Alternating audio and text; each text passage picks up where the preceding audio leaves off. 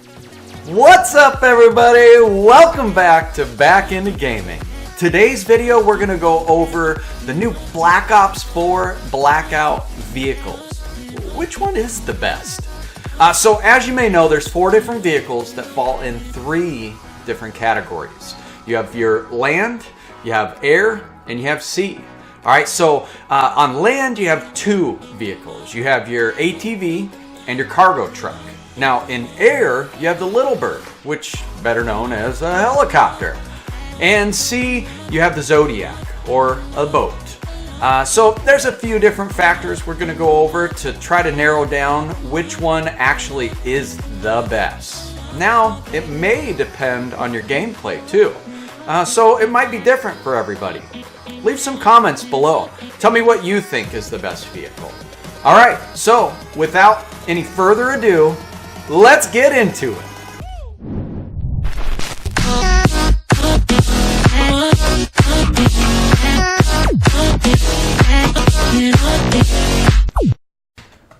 Okay guys, starting off this list with Crappy McCrapster of all the vehicles. Coming in at number 4, the cargo truck. So, where do I start with this one?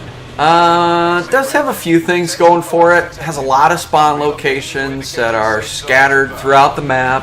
It can hold you and the rest of your team if you're getting along good with the other team that you just tried to shoot at. Maybe they jump in the back with you. Its HP is through the roof. As you see here, you can honestly just use the thing for cover if you wanted to. Or, better yet, this is kind of embarrassing here, but you can just run somebody over, like this guy did to me. Oh, man. So, on the other hand, it is super loud. This thing is so loud, your grandma can hear it without putting her hearing aids in. Just, honestly, it's really loud. And the off-road capabilities are lacking, to say the least. Let's just say try to go up a mountain. Well, what do you know? You can't do that. And if you get into an area that's too steep, you're going to tip it. And you'll end up walking anyways. So, look at that. No good. No good. And that's not the worst of it. This thing barely drives faster than you can run. So I timed all the vehicles going from the dam to the lighthouse, and this was by far the slowest out of all of them. I would honestly say, because of how slow this thing is, it really comes in at number 5. I would rather stay on foot. So really, running comes in at number 4, and this thing is definitely number 5. Check this out. Look at 3 minutes and 47 seconds. And then here it is running. I timed running, same distance from the dam to the lighthouse, and it took 8 minutes and I don't know, 40 something seconds. We'll find out here in a second. As you can see, running from one side of the map to the other, you're bound to get hit by the storm. That's how long it takes. As well as the truck. I got hit by the storm in the truck. The storm's gonna close in on you if you try to make it to the other side of the map. Okay, now we have coming in at number 3, the boat. Really, the only thing that was holding this back is, obviously it's limited to where it can go. Only being able to go in the river and the beaches on the outside of the map was the only negative I could think of for this. The controls are super easy. Actually, now that I think of it, the controls are super easy on all 4 vehicles. So either way you go, any of the 4 vehicles are going to be super easy to drive. You don't have to worry about a learning curve. But a positive for the boat is it isn't too loud. that people on the other side of the map can hear you. It ran a decent time from the dam to the lighthouse, and but because of being limited to the water, the spawn locations obviously are limited to water locations as well. But I would say, all in all, this vehicle is a solid choice. If you're trying to get somewhere that is close to a body of water, you could jump in the boat and not have too much to worry about. So here we see the time it took from the dam to the lighthouse. I actually ran into the storm here, and I edited the video coming up, but it was able to get its way back out of the storm. That's how fast it is. So good choice. If you can, or if you need it, get in it. It's a good solid choice. Okay, you ready for it? Coming in at number 2, the helicopter. All right, I know this is where we might have some disagreements on what number you think this should be. Let me know in the comments if you think the helicopter should have been number 1.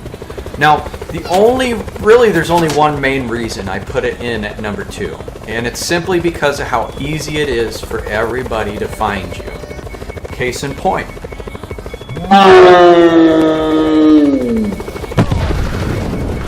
Okay, so what I can say is jump out before the missile hits you. This is before I knew you could jump out and use your wingsuit, and I ended up dying.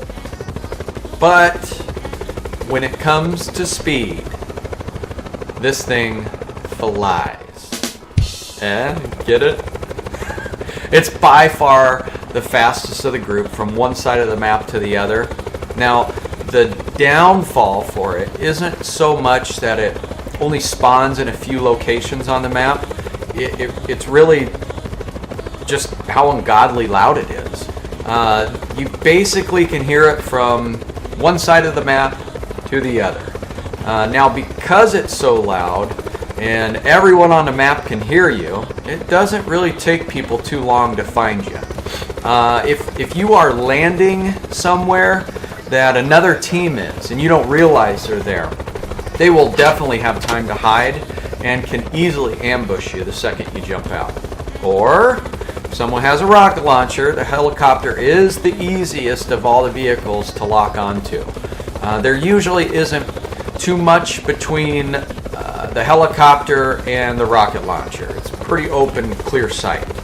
But I will say, it's super fun to fly. And the time is amazing. Look at that, minute 12 seconds. All right. Finally, coming in at number 1, we have the ATV. So, what is it they say is the most important thing with real estate? Location, location, location. The ATV spawn locations are littered throughout the map. They are just about everywhere you can think of. The off-road capabilities for the ATV are great, and they can go really anywhere you need them to, and they can do it quick.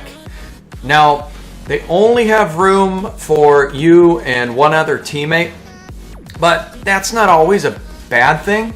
With so many around the map, you can easily have 2 on one and then the other 2 of your team on another. Plus, it can be a little easier for you to flank somebody if you're on separate vehicles. One ATV takes the right, one ATV takes the left. These things aren't so loud that people can hear you. On the other side of the map, people can hear you coming, but with them being so small, it can be hard to pinpoint where they are. Now, you might be thinking that these things are so small, there's no way you could possibly kill someone with one of them by running them over. Yeah, guess again. Check that out. Oh man, this never gets old. Alright, let's see this again. He thought he was gonna hide in this bush right here. Oh, man. One more time. Here it goes.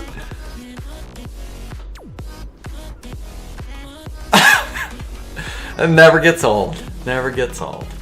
So I found that the maneuverability is great in these. If you happen to come across someone that you're not really wanting to confront at that time, whatever the reason is, your team is ahead of you just over the hill and you're trying to catch up with them, or you got the storm closing in and you're really just trying to make it to the circle. When they start to shoot at you, it is easy enough to sway from side to side to avoid them actually hitting you.